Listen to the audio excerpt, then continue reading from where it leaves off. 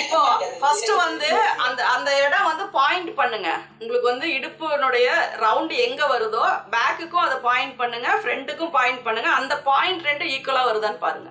இல்ல அது வந்து மேக்ஸிமம் போக போக சரியாயிரும். ஏன்னா நம்ம கட்டிங் வந்து கரெக்டான மெஷர்மெண்ட் வச்சோம்னா அது ஆட்டோமேட்டிக்கா சரியாயிரும். நீங்க அந்த இது ஸ்லீவ் ஜாயிண்ட் ரெண்டும் ஒரே அளவா இருக்கான்னு பாருங்க. அந்த பாயிண்ட் ஆர்ம் ஹோல் கரெக்டா மேட்ச் ஆகுதான்னு பாருங்க. பிரின்சஸ் கட்டுக்கு வந்து பிரச்சனை இல்லை, ரெண்டுமே மேக்சிமம் ஒரே லென்த் வந்துடும். இந்த யோக் வைக்கிறதுல தான் சின்ன சின்ன அந்த இது வரும். அதனால அதை மட்டும் கொஞ்சம் பார்த்துக்கோங்க. அது இல்லாத அந்த சுற்றளவு மார்க் பண்ணிட்டு அந்த ரெண்டு பாயிண்ட்டையும் பிடிச்சு பாருங்க. ஏன்னா சம்டைம்ஸ் வந்து பேக் அதிகமா இருக்கும், ஃப்ரண்ட் கம்மியா இருக்கும். அப்படி இருக்கும்போது ரெண்டும் மேட்ச் ஆகாது. அந்த பாயிண்ட் பண்ணிட்டு வச்சு பார்த்தீங்கன்னா கரெக்டா வரும். இப்போ நம்ம ஒருத்தவங்க வெட்டினாலும் இன்னொருத்தவங்க அதை ஸ்டிச் பண்ணும்போதும் அது கரெக்டாக வரணும் அந்த சைடு. அப்போதான் வந்து அந்த மெஷர்மெண்ட்லாம் கரெக்டாக இருக்குது அப்படிங்கிறது. அது அதை சரியாக தப்பா நான் பார்த்து சொல்ல வேண்டாம், அதுவே சொல்லிடும் உங்களுக்கு நீங்கள் எங்கேயோ மிஸ்டேக் பண்ணியிருக்கீங்க அப்படின்னு. இல்லை அது அதான் இல்லை அது உங்களுக்கே தெரியும்ல. அந்த ஃபினிஷிங் வந்து ஏன் மேட்சாக வரல எனக்கு அப்படின்னு உங்களுக்கு நீங்களே கொஸ்டின் பண்ணுவீங்க. அப்புறம் அதுக்கப்புறம் அதில் என்ன ஸ்டிச் கொஞ்சம் முன்ன பின்ன தைச்ச ஆர்ம் ஹோல் ஜாயிண்ட்ல ஒன் சைடு வந்து ஸ்லீவ் அட்டாச் பண்ண ஸ்டார்ட் பண்ணும்போது ஒரு 3/4 இன்ச்சில் ஸ்டார்ட் பண்ணிட்டு முடிக்கும் போது ஒரு 1/2 இன்ச்சில் முடிச்சிங்கனாலும் அது ரெண்டும் மேட்ச் ஆகாது. அப்போ அந்த ஆர்ம் ஹோல் ரெண்டும் இதாகும் போது உங்களுக்கு ஆட்டோமேட்டிக்காக கீழே. அதே மாதிரி ஃபோல்டு பண்ணும்போது கரெக்டாக அந்த நாச்சினுடைய சென்ட்ரு இந்த இடத்துல இப்படி நம்ம நாச் போட்டிருக்கோம்னா கரெக்டாக இந்த சென்டர்ல இருந்து இப்படி ஃபோல்டு பண்ணணும். கொஞ்சம் மேலேயும் கீழே ஃபோல்டு பண்ணிட்டாலும் அது மேட்சாக வராது. இந்த மடிக்கும் போதும் கரெக்டாக மடிக்கணும். அந்த மாதிரி சின்ன சின்ன விஷயம்தான், அதை வந்து கரெக்ட் பண்ணிங்கன்னா போதும். யோக்கு நம்ம மெஷர் பண்ணும்போது நான் சொல்லுவேன், மறுபடியும் யோக் கட் பண்ணும்போது ஒரு தடவை மெஷர் பண்ணுங்கன்னு சொல்லுவேன். ஏன்னா நம்ம ஃபஸ்ட்டு 3 இன்ச்சு வச்சுட்டு எல்லாமே ரெடி பண்ணி முடிச்சிருவோம். கரெக்டாக மறுபடியும் யோக் கட் பண்ணும்போது எவ்வளோ இருக்குன்னு பார்த்துட்டு அதுக்கப்புறம் அந்த நாச் போடுங்கன்னு சொல்லுவேன். அதையும் ஃபாலோ பண்ணிங்கன்னா அது கரெக்டாகிடும். ஏன்னா நம்ம அந்த மடித்து கட் பண்ணும்போது சம்டைம்ஸ் மேலே கீழே இறங்கும். அப்போ ஃபஸ்ட்டு இருக்க அளவு வச்சே நம்ம போட்டோம்னாலும் அந்த யோக்கில் வந்து வித்தியாசம் வரும். உங்களுக்கு அது உங்களோட இதுதான். ஏன்னா இப்போ ஒரு சிலர் வந்து இந்த ஷோல்டர் இப்படி கவர் பண்ணி கேட்பாங்க, ஒரு சிலர் இப்படி மேலே கேட்பாங்க. அப்போ வந்து நீங்க இங்க ஆர்ம் ஹோல் ஃபிட் எங்க அந்த அளவு வந்து கரெக்டா ஃபிட்டா வரணும். அது இந்த மாதிரி வெட்டும் போது ஆர்ம் ஹோல் மட்டும் கொஞ்சம் ஹைட் பண்ணிக்கணும், ரொம்ப லோ வைக்க கூடாது.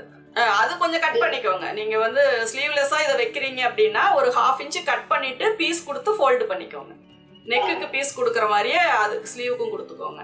இப்போ இந்த ஷோல்டர் மட்டும் உங்களுக்கு அந்த இங்கே வர ஸ்ட்ராப் வந்து எப்படி வரணும் அப்படிங்கிறது தான் இந்த ஸ்லீவ்லெஸ்க்கு வந்து நம்ம மெயினாக பார்ப்போம். இப்படி ஷோல்டர் கவர் ஆகி வரணும்னா நீங்கள் 6 வைக்கிற இடத்துல 6.5 கூட வச்சுக்கலாம். சப்போஸ் நல்லா மேலேயே இங்கேயே இருந்தால் போதும், இந்த ஆர்ம்ஸ் தெரிகிற மாதிரி வேணும் அப்படின்னா நீங்கள் எப்பவும் வைக்கிற 6 இன்ச்சில் ஒரு 1/2 இன்ச்சை குறைச்சி 5.5 கூட வச்சுக்கலாம். இது வந்து தின்னா வேணுமா ப்ராடா வேணுமா அந்த ஷோல்டர் அப்படிங்கிறத பொறுத்து தான். நீங்கள் எப்படி வேணுமோ அப்படி வச்சுக்கலாம். இப்போ நான் வந்து இதில் 6 வர மாதிரி மார்க் பண்ணுறேன்.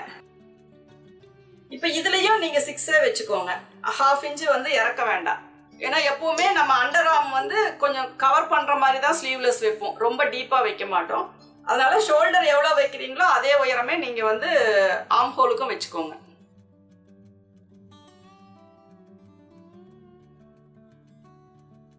இதில் வந்து இந்த இடத்துல நமக்கு எவ்வளோ செஸ்ட் ரவுண்டோ அதை வச்சுக்கோங்க.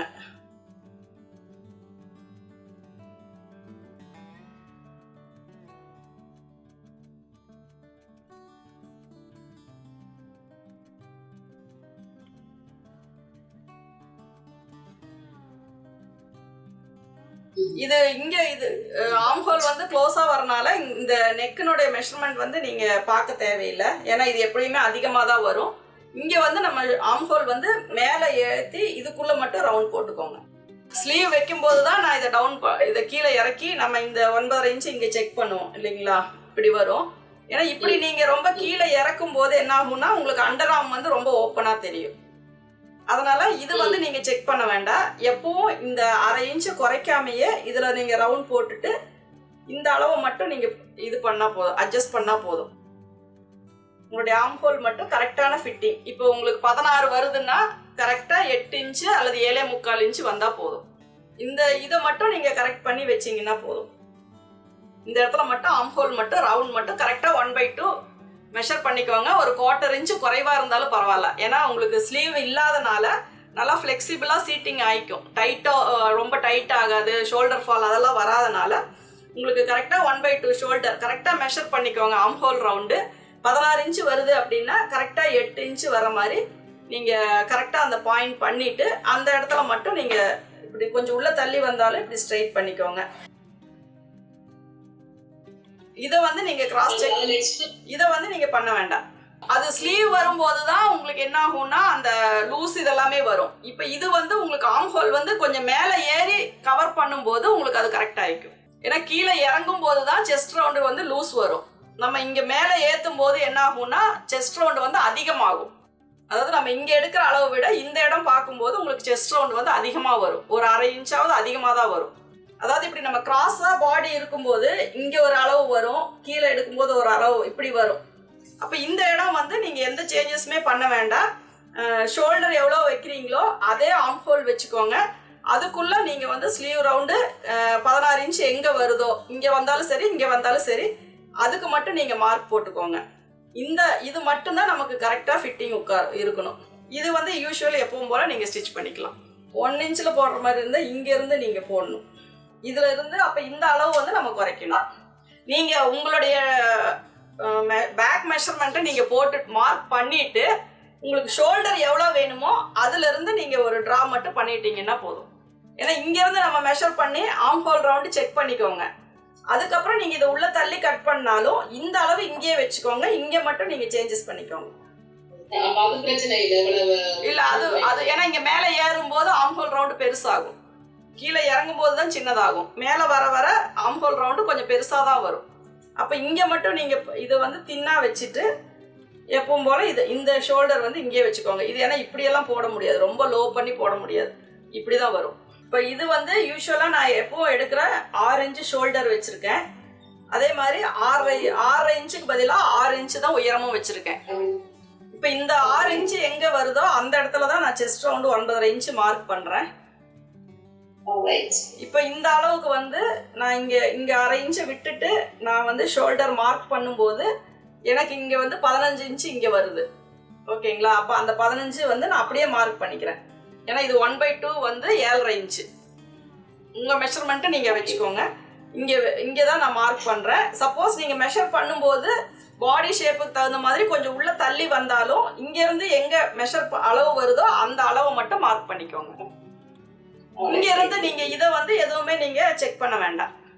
ஏன்னா இது வந்து நமக்கு இப்படி கீழே இறக்கி ஸ்லீவ் வர மாதிரி இருந்தா மட்டும்தான் அந்த சேஞ்சஸ். இது வந்து நம்ம மேல கொண்டு போகும்போது டைட்டா தான் வரும்.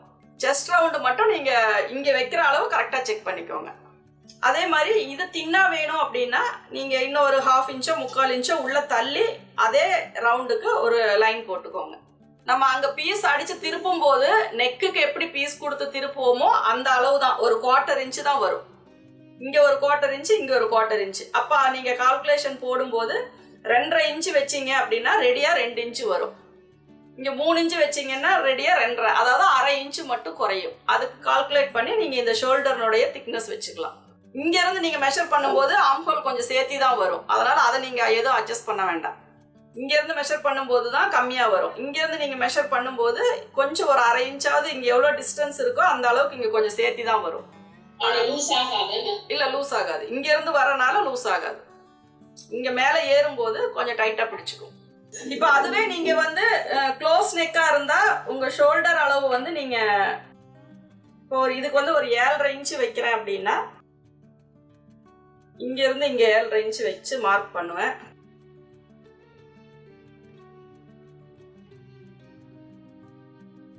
யூஸ்வலாக இது எப்பவும் போல் நீங்கள் ஒரு 1/2 இன்ச்சு கீழே டவுன் பண்ணிவிட்டு இதில் எங்கே உங்களுக்கு ஆம் ஹோல் வருதோ அந்த இடத்துல வச்சுக்கலாம். இது வந்து ஷோல்டர் கவராக வரும், இங்கே வரைக்கும் வரும். உங்களுக்கு கொஞ்சம் குறைக்கணுன்னா நீங்கள் அதுக்கு தகுந்த மாதிரி ஒரு 1/2 இன்ச்சோ 3/4 இன்ச்சோ நீங்கள் குறைக்கணுன்னா குறைச்சிக்கலாம். கரெக்டாக இங்கே க்ளோஸ் ஆக வேண்டாம், கொஞ்சம் அவுட்டரில் தள்ளி வேணும் அப்படின்னா நீங்கள் இதை குறைச்சிக்கலாம். 1/2 ஷோல்டர்ல இருந்து ஒரு 1/2 இன்ச்சு மைனஸ் பண்ணி கொஞ்சம் உள்ளுக்கு எடுத்துக்கலாம். ஷோல்டர் மட்டும் ஒரு நீங்கள் ஒரு 1/2 இன்ச்சு உள்ளே தள்ளிக்கலாம். அந்த ஸ்டிச்சிங் அளவு மட்டும் குறைச்சிக்கோங்க. ஒரு 1/2 இன்ச்சை குறைச்சி நீங்கள் மார்க் போட்டு அதில் ஸ்லீவ் அட்டாச் உள்ள கிளாத் கொடுத்து ஃபோல்டு பண்ணிக்கோங்க. இப்போ இதிலேருந்து நம்ம இப்படியே ரவுண்ட் பண்ணி இது பண்ணிக்கலாம். போட் நெக்குன்னா இது இப்படி வரும், இங்கே வந்து ஸ்லீவ்லெஸ் இப்படியே வந்துடும். இதுவும் ரொம்ப டவுன் பண்ண தேவையில்லை. உங்களுக்கு ஆர்ம்ஹோல் ரவுண்ட் எங்க செட் ஆகுதோ அந்த இடத்துல நிறுத்திக்கோங்க. அதான் இப்போ நான் சொன்னது அதுதான். இது வந்து நீங்க இங்க என்ன நெக் வேணாலும் வச்சுக்கலாம். ஆனா 1/2 ஷோல்டருக்கு இந்த மாதிரி இது வந்து ஷோல்டர் கவர் ஆகிற மாதிரி வரும்.